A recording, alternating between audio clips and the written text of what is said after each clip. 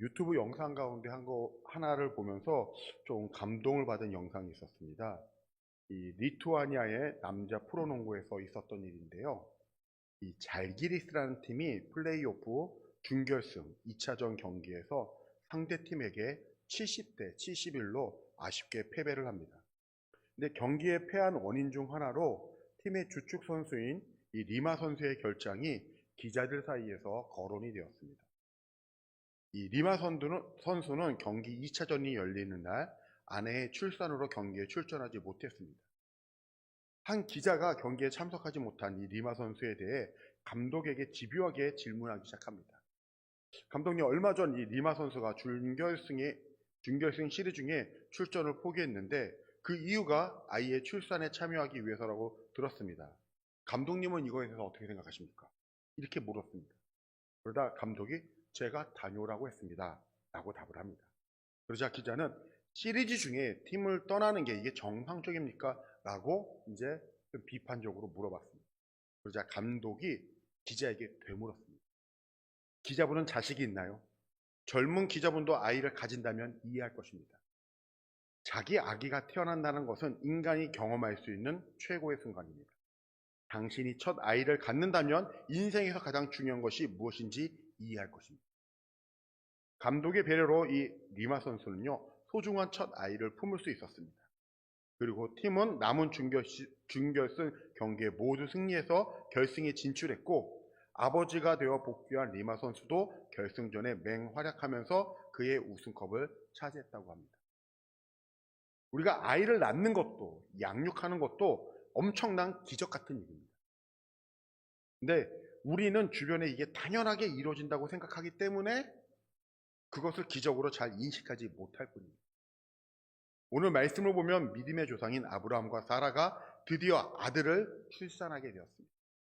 이 기적적인 사건을 경험하면서 아브라함과 사라가 하나님 앞에 보여줬던 모습을 통해서 세 가지를 한번 배워보고자 합니다. 첫 번째로요, 하나님을 신뢰하는 것, 그것을 배워야 합니다. 아브라함이 100세가 되어 자녀를 얻을 수 있었던 배경은 하나님의 신실하심과 전능하심에 있었습니다. 아브라함에게 하나님의 자녀를 약속한 것은요, 21장 요 시대보다 이제 25년 전입니다. 그러니까 창세기 12장에서 하나님이 처음으로 아브라함을 부르시면서 큰 민족을 이루고 복을 주어 이름을 창대케 하며 복의 근원이 될 것이다, 이렇게 약속을 하시고 25년 만에 이게 응답이 된 것입니다. 우리의 생각보다 응답이 더딜 수 있습니다. 하지만 신실하신 하나님은 반드시 그 약속을 지키십니다. 하나님의 신실하심이 결국 아브라함 품에 자녀를 안게 만든 것입니다. 그리고 하나님의 전능하심이 아브라함으로 하여금 이삭을 얻는 그런 기적을 누리게 하신 것입니다. 아무리 하나님이 신실하셔도요, 능력이 없으시다면 100세 된 사람이 어떻게 자식을 얻을 수 있겠습니까? 이것은 인간의 능력으로 해결할 수 있는 사건이 아니라 기적입니다. 하나님의 능력으로 이삭이 탄생하게 된 것입니다. 아브라함과 사라가 응답을 받을 수 있었던 것은 한마디로 말해 믿음 때문입니다. 그들은 신실하신 하나님, 전능하신 하나님을 믿었습니다.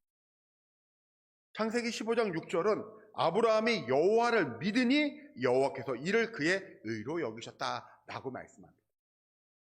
히브리서 11장 11절도요, 믿음으로 사라 자신도 기적적인 하나님의 응답을 받았다라고 말씀해주고 있습니다. 이삭이 탄생한 것은요, 하나님의 역사인 동시에 하나님이 역사하실 때 아브라함과 사라가 하나님을 믿었기 때문입니다. 그러나 아브라함과 사라의 믿음은 일관성 있는 그런 특별한 믿음은 아니었습니다. 아브라함과 사라도요, 믿음의 위기를 경험합니다. 어떤 때는요, 믿음이 흔들리고 또 믿음의 회의도 생길 때가 있었습니다. 모든 사람의 신앙 과정이 그런 것처럼 아브라함의 믿음의 과정에도 굴곡이 있었습니다. 그 사실을 우리는 성경에서 볼 수가 있는데요, 17장에 보면 아브라함이 99세 때에 하나님이 아브라함에게 아들을 낳을 것이다, 이렇게 다시 한번 말씀해 주십니다. 그럴 때 아브라함의 반응이 17장 17절에 이렇게 나오는데요, 아브라함이 엎드려 웃으며 마음속으로 이르되 100세 된 사람이 어찌 자식을 낳을까? 사라는 90세니 어찌 출산하리요? 하고 아브라함이 웃었습니다. 여기서 아브라함의 웃음은 상당히 냉소적인 회의가 섞인 웃음입니다. 이거는 이루어질 수 없다. 이게 어떻게 말이 되는 일입니까? 하면서 거의 이건 어이가 없어서 웃는 웃음이었습니다. 아브라함의 믿음에도 위기가 있었습니다. 누구나 그랬던 것처럼 아브라함도 한결같이 믿은 게 아니에요. 사라의 경우도 동일한데요. 18장 17절을 보면은요, 사라가 속으로 웃고 이르되 내가 노쇠하였고 내 주인도 늙었으니 내가 무슨 즐거움이 있으리요. 사라도 웃었고 그 웃음도 아브라함과 마찬가지로요, 냉소적인 의심이 섞여 있는 그런 웃음이었습니다. 그럼에도 불구하고 하나님은요, 중간의 과정을 다 생략하고 마침내 믿은 것을 중요하게 여겨주셨습니다. 우리의 신앙도 흔들릴 수 있고 또 의심할 수 있습니다.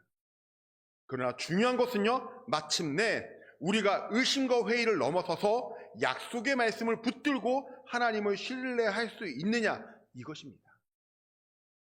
결국 하나님 앞에 믿음으로 서는 것, 이게 중요한 것입니다. 아브라함도 사라도 마침내 믿었습니다. 그리고 믿음의 응답을 받은 것입니다. 약속에 성실하신 하나님, 능력에 있어서 변함이 없으신 그 하나님을 신뢰하시는 우리 동함의 모든 성도님들 되시길 주님의 이름으로 축복합니다. 두 번째로요, 하나님을 찬양하는 것을 배워야 합니다. 오늘 6절 말씀을 다시 한번 보시면은요, 사라가 이르되 하나님이 나를 웃게 하시니 듣는 자가 다 나와 함께 웃으리로다. 요 한글 성경은 그냥 이제 사라가 이르되 라고 되어져 있지만 이게 원문을 보면은요, 이 부분을 찬양으로 말하고 있어요. 노래의 내용이 무엇입니까? 하나님이 나로 웃게 하셨다라는 거예요. 자, 여기서의 웃음은 긍정의 웃음입니까? 부정의 웃음입니까? 제가 너무 어려운 걸 여쭤보지 않았죠? 다시 한번 물어보겠습니다. 자, 여기서의 이 지금 사라가 웃는다라고 얘기했을 때 이것은 긍정의 웃음입니까? 아니면 부정의 웃음입니까? 예, 이 정도까지 있는데도 눈치가 없으시진 않으시죠? 17장에서 아브라함도 18장에서 사라도요, 냉소적이고 부정적인 웃음이었지만 21장에서 아브라함과 사라는 감격에 찬 기쁨의 웃음으로 변하게 됩니다. 이게 참 재밌지 않습니까? 처음에는 굉장히 기대했다가 시간이 흐르면서 포기했어요. 근데 하나님이 다시 나타나서 약속을 확인하시면서 내가 틀림없이 아들을 줄 거야, 나는 약속을 지켜, 이렇게 말씀하실 때 아브라함이 웃었어요. 사라도 웃었습니다. 근데 마침내 하나님의 때가 되었을 때 하나님이 주셨습니다. 이렇게 해서 태어난 아들이 이삭이죠.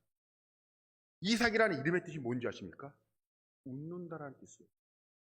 참 하나님의 장명 센스가 굉장히 유머러스합니다.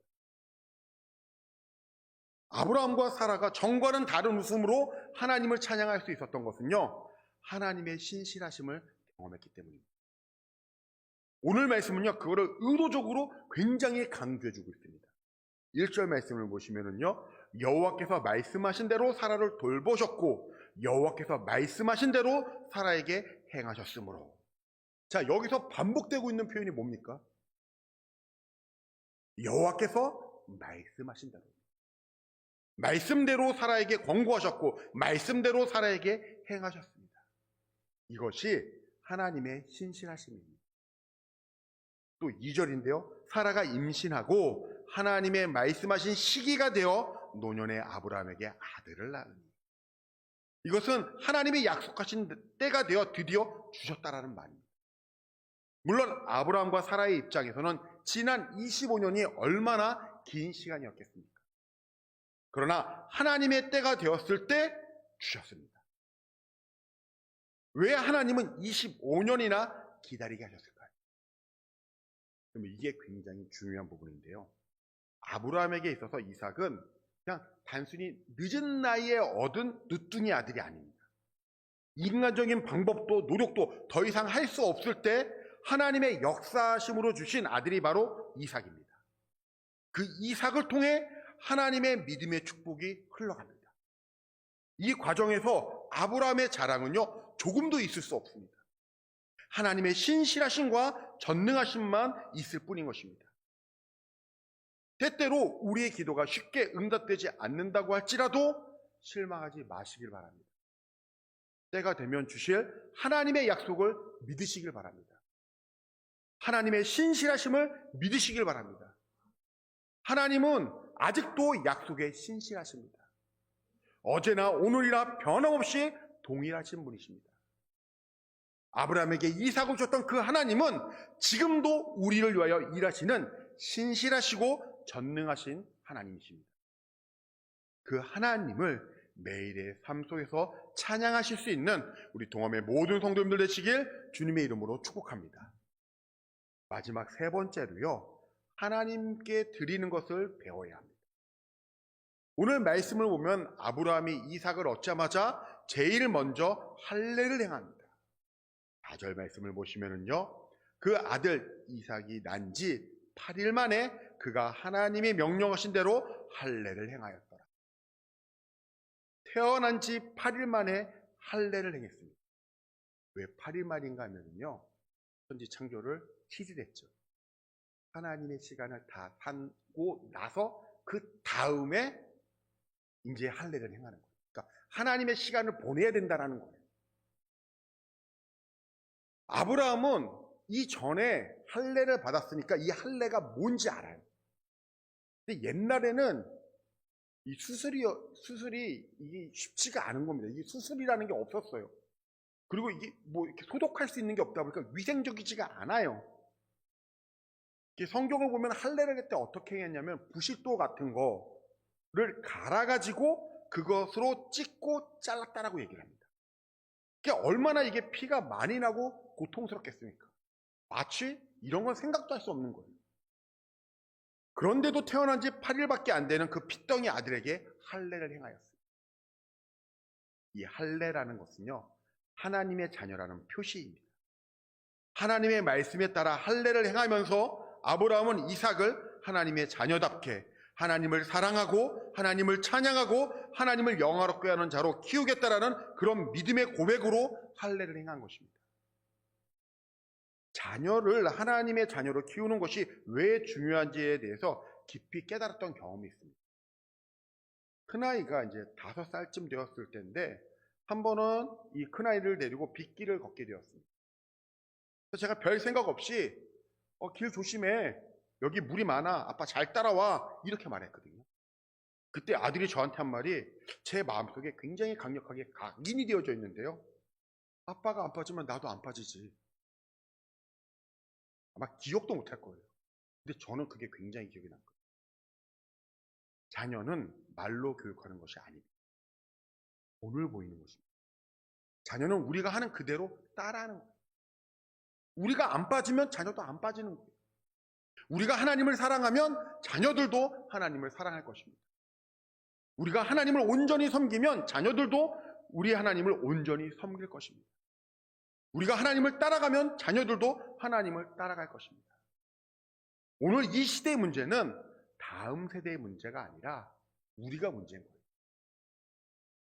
우리가 새로워질 때 우리의 자녀들도, 우리의 다음 세대들도 새로워질 것을 믿으시길 바랍니다. 우리가 새로워지면은요, 자녀들도, 믿음의 후배들도 새로워질 걸로 믿습니다. 지금 우리의 현실이 어두워도요, 자녀들과 믿음의 다음 세대들을 정성 들여 기도해서 키워놓으면 우리도 아브라함처럼 사라처럼 웃으며 하나님을 찬양할 수 있는 그날을 허락해 주실 것입니다. 근데 여기서 우리가 잊지 말아야 할 것입니다. 우리가 웃으며 찬양할 수 있도록 하기 위해서 하나님의 아들이신 예수 그리스도가 우셨고요, 예수님의 십자가에서 고통받으셨다는 그 사실을 우리가 잊지 말아야 합니다. 예수님의 죽음으로 우리가 살고 예수님의 눈물 흘림으로 우리가 웃을 수 있는 삶을 살게 된 것입니다. 우리를 위해 예수님께서 생명을 주신 것을 믿으신다면 예수 그리스도만을 온전히 붙잡으시길 바랍니다. 예수 그리스도로 말미암아 우리를 웃게 하시는 하나님의 신실하심과 전능하심 앞에 찬양의 고백으로 나오시며 우리의 모든 것을 드릴 수 있는 도움의 성도님들 되시길 주님의 이름으로 축복합니다.